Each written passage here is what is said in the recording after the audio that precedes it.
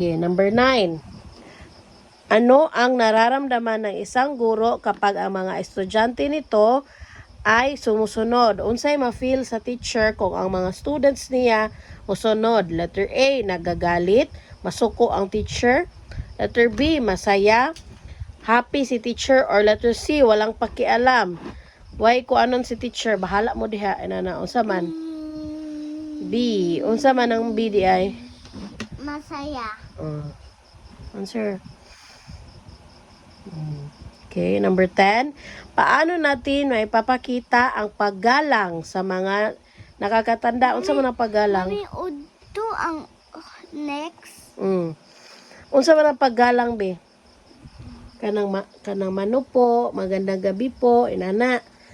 Paano natin may papakita ang paggalang ng mga nakakatanda? Unsa na itong pagpakita kung kuanta kanang buutan ta sa mga elders? Letter A, pagsasalita ng maganda. Magsulti ka og mga beautiful words.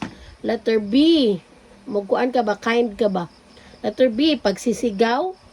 Or letter C, pagtatawanan. Imong katawaan ang mga elders. Unsa?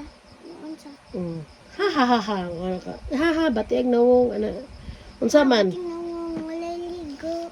Unsa man ang paano mapakita ang paggalang kanang kind ka sa imong elders? See?